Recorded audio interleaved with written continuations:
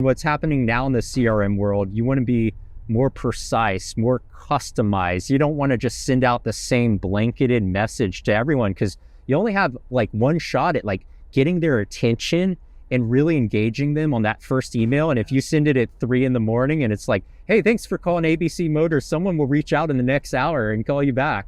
It's not going to resonate with that customer. And they're used to like a lot of online platforms being more tailored to them. So they're expecting a better customer buying experience at the dealership. Welcome to the Strategy with Jason podcast. Tune in for everything you need to know to stay in the know regarding the automotive industry. Here's your host, Jason Harris.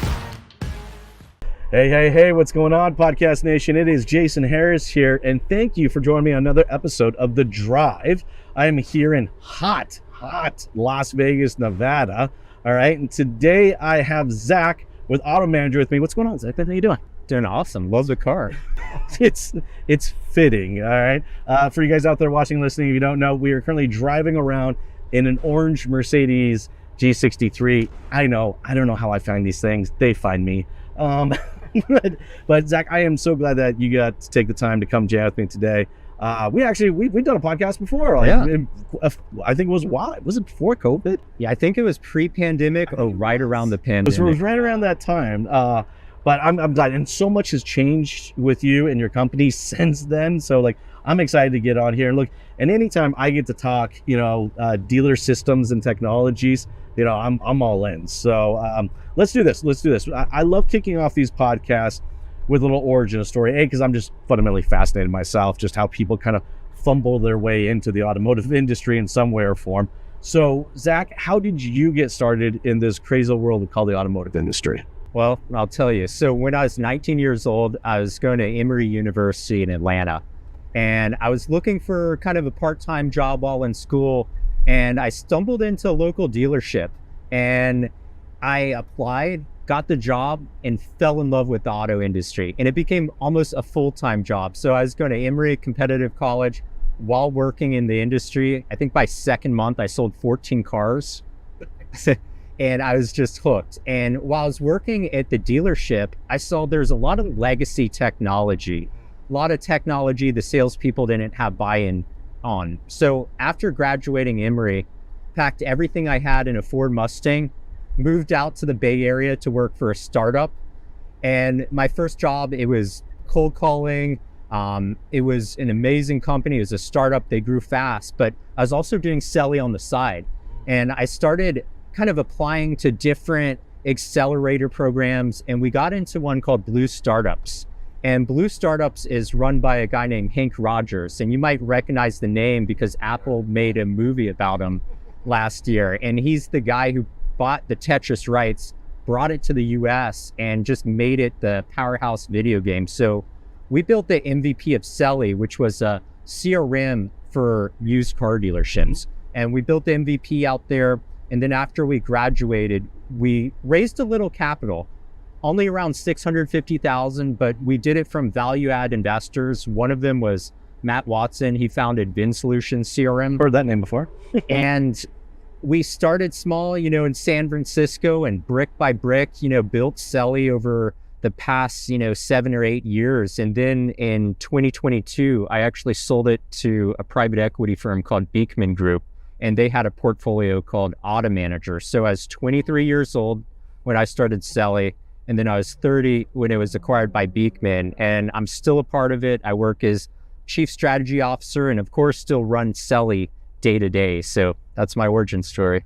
Dude, this is what I love about the automotive industry. It's like, if it doesn't matter who you are, where your background is, if you're willing to come in, hustle, and be innovative, it will reward you in ways that I don't think any other vertical out there does. 100%. And it's just, and that's why I think for people out there that may be watching and aren't in the business and are thinking about it. I mean, you just see there's just a tremendous amount of opportunity. Okay, let's get into CRM land, because I love playing in CRM land, and of course we'll get into DMS world as well. Like, think of this as kind of like the magic kingdom of automotive technologies. So let's talk a little bit about CRM, because I think the fundamental functionality and reason for having a CRM has changed over the years. Like if we think back legacy wise to the original pieces of technology, they were there to really just kind of hold data on our customers. But we have far outreach just that simple data management requirements. From your perspective, all right, what is, I guess as a dealer, what am I looking to get out of a CRM today? And if I could take a step back, so old school CRMs, they were very focused on lead management. They would get XML ADFs. These are like forms that you fill out on a dealer website, and it would put them all in one system to be organized. And that was like the original value prop of CRM. But what's happened, especially over the past couple of years, is it's become a communication and a marketing hub. So communication, text messaging, your calls, your emails, your notes, everything organized in one place. And then marketing, you're doing outbound text campaigns, email campaigns, and it's also tracking what's your ROI, what leads are closing, and giving you that like attribution data. So it went from simple lead management to communication and marketing platform. Well, and it kind of has to, right? I mean, I gotta be honest with you. Like when I think of leads today, and the way that we always kind of approach leads is we approach it from this very kind of systematic approach, not from a, you know what it is? It's an activity approach, not a productivity approach. Meaning, all right, day 1 I have to do this, and day 2 I have to do this, and day 3 I have to do this. Regardless if the car's already been sold, I must follow this. Really, and I understand that was great when we first started. But to your point, the core requirement, I think, of a CRM today is to be able to enhance and manage the conversation.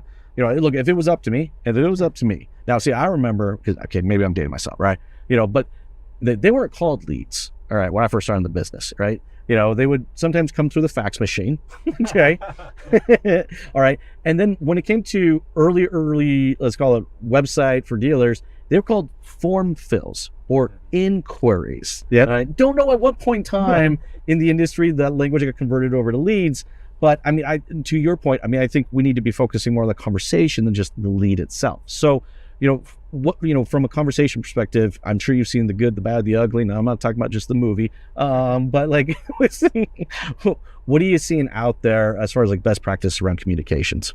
So I think one of the things you have to be thoughtful of is timing, sending the right message at the right time. So there's some CRMs and you'll have an autoresponder and someone makes an inquiry at 3 a.m. It's going to shoot them a text message or, 12 at night or whatever the case is. And knowing, hey, this is after hours. So you're going to have a different like communication method or outreach. And I think a lot of people rely on very generic templates. And what's happening now in the CRM world, you want to be more precise, more customized. You don't want to just send out the same blanketed message to everyone because you only have like one shot at like getting their attention and really engaging them on that first email. And if you send it at 3 a.m. and it's like, hey, thanks for calling ABC Motors, someone will reach out in the next hour and call you back. It's not going to resonate with that customer. And they're used to like a lot of online platforms being more tailored to them. So they're expecting a better customer buying experience at the dealership. Well, and I gotta be honest with you, what a horrible experience that is. I mean, let's just break that down real quick for you guys, right? So here I am, I'm inquiring because I've got to a point where I've self-qualified myself where like, yeah, okay, this 30, 40, 50, whatever tens of thousands of dollar object I'm thinking I might want to purchase, right? So, I mean, that's a pretty big deal. I mean, think of like all the time, the thought, the research, right? The effort that I kind of put into qualifying myself to a specific product to say, okay, now I'm going to go ask a question. And then when I go to ask the question, what I get in return is a message of pretty much saying, hey, thank you, but we'll get back to you when it's convenient for us, not when it's convenient for you. And then we can have a conversation about it, right? But, not only that, but let me also get back to you in a medium that may not be appropriate for you because I'm going to call you even though you emailed us. Like, if it was me, man, I'd turn off every single autoresponder possible. But I love the fact that you bring up text messaging because to me, that's the holy grail of conversation, right? And the reason for that is because I think too, from the consumer perspective, who do we converse with in text message? It's people that are in our inner circle. It's not people out of our inner circle. I mean, heck, I got to be honest with you, I don't even answer my phone anymore. Do you answer your phone? I have to in my job. Okay. Yeah, Well, normally like text message, there's data out there like 98% of texts are read versus about 20% or teens percent with emails. And for me, like every text I literally read, but if you go into my Gmail, you have spam, you have promotions. It's just like crazy to navigate. So definitely agree with that point. Well, and I also think the role of a CRM is to help have more meaningful conversations.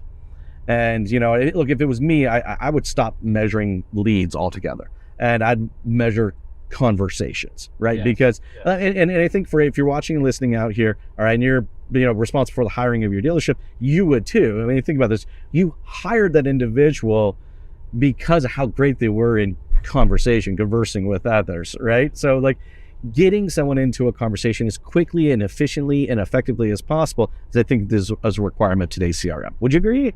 Definitely. You really need to meet the customer in their preferred medium. Some might say, hey, I want to FaceTime. I want you to walk around the car and show me how it looks beyond the photos I've seen online, or I'm at work, just text me. I'm at school, just text me. Yeah. All right, let's go. So get the conversation. We're into kind of the conversation. And now, ultimately I want to take that next step. And, I want to come in kind of like, where do you see as far as kind of like the technology assisting from the transition to an online conversation to an in-person physical conversation? Yeah, so I'll talk about some things I've seen dealers do that's kind of interesting. Mm-hmm. A lot of dealers are adverse to putting just a calendar system on their website. So they could just send a customer like, hey, I'd love to have you in the dealership tomorrow. Here's my calendar link. Pick any time that works. They go through that calendar link. They're going to get sent, map directions, how to get there. And it's really simple. And I think taking away the friction, maybe if it's around trade, like, hey, I don't want to come into the dealership unless I know what my trade's worth. There are a bunch of platforms out there like AccuTrade. You could get an instant trade appraisal and give that customer a little more comfortability to say, okay, I'm going to take the next step and I'm going to come into your dealership. So I think it's all about removing friction, making it easy. Well, and I think that's the point of any good DMS out there, any good CRM out there, is that we remove the friction. And, the one thing that I think consumers value more today than they value anything, and it's not just the money, even though, don't get me wrong, money is always a factor, it's their time. Definitely. Like, are there people still out there that are crazy and want to spend 5.5 hours negotiating a deal in a dealership? Sure. But I think for the majority of us, we care too much about our time to want to go through some drawn out long process like that. And, to your point, we need a piece of technology and a process and the people, all right, to be able to meet that customer where the customer wants to be met, similar to the conversations that we made, right? It's almost like omni-channel. If you go to the Apple store, you could buy online, you could start the process online, finish it at the store, or you could go directly into the store. I think in the pandemic, there's a lot of hype around digital retail. All the customers are going to go 100% online. But if you're buying like a 2010 Mercedes C-Class with 75,000 miles, do you want to buy that 100% sight unsaved? Exactly, right? It just kind of makes sense that way. I want to get kind of into, I actually want to get your thought on this. I have seen through a lot of my times visiting dealerships, consulting with dealerships, and now I'm consulting with vendors, is, I find that some of the best operators I've ever had the opportunity to sit down with have this ability to really balance three core things, and that is people, processes, and technology. And it seems like when I see really great operations going on, I find that those three things seem to be super, super in sync. And I'm just kind of curious, do you see the same, and how have you seen that kind of play out at some of the dealers you may know? Yeah, I'll give you an example. I was in Easley, South Carolina about 2 weeks ago, and we were doing a dealer testimonial video. And this was a buy here, pay here dealer, dirt lot, cemetery right behind the dealership in a small town. And last month, they sold 120 cars. They're buy here, pay here. One of the sales managers is a working sales manager and salesperson, sold 49 cars in 1 month. This is like 80 cars on trailer, dirt lot, right behind a cemetery in Easley, South Carolina. Really, really, small town in the South. But they have amazing processes. They have amazing follow-up. They're methodical about using technology, logging customers, and they're dealing with a lot of credit challenge situations. This isn't like, hey, let me just submit this, get an instant approval, and you're in the car. They're having to really work with, buy here, pay here. And that's just an example of how like a dealer in a small market doing subprime could be awesome by leveraging processes and being very data-driven and exactly what you were talking about. Well, okay, so let's start. I want to break this down because I think that's super cool. All right, let's talk a little bit about the people, because you obviously got a chance to go out there, meet some of these people. Tell me, what did you find that was unique about the people there? So what was amazing was Joseph, the sales manager. He didn't want to just sit in a separate office. He was right on the collections floor with the salespeople, able to coach calls, get in immediately, and help people work the scripts. So just like not being like, hey, I'm a manager, I'm going to just sit in another office. No, I'm right on the ground with my sales team, with the collections team. I thought that was really interesting. They were adamant about the CRM, like following up with customers, logging it. They were doing text marketing. Okay, so that's the process. Okay, so now you you got this, obviously this great leader. Yeah. And shout out to you, Joseph, by the way. I'm pretty sure we're going to send you a copy of this. But no, I get it, right? Like, look, when I first became a manager, I'll admit, no one told me I had to be a leader. All right. I actually did not think that was a part of the job. All right. Think of this. I just was like, hey, we're going to promote you. You're going to be, floor manager, sales manager now, and I literally thought my job was just to manage 13 people's schedules and tell people to shut the hell up and get back to work, because that's what the other manager did. So I just assumed it wasn't. So I just want to take a moment to really kind of identify that difference. This was an individual, sounds like a true leader. They're there, they're with the people, they're in the mud with them, but they're still looking at it from a high level to see how everything's being affected. So, okay, so that's great people. I get that. So let's talk about the process, because it sounds like they were very much so a process-centric operation. So let's dive into that. Yeah, so they're using a CRM system. And when you work with buy here, pay here, a lot of people, they might think they could buy a car. They get to the dealership, there's problems. So you have to do very tedious follow-ups.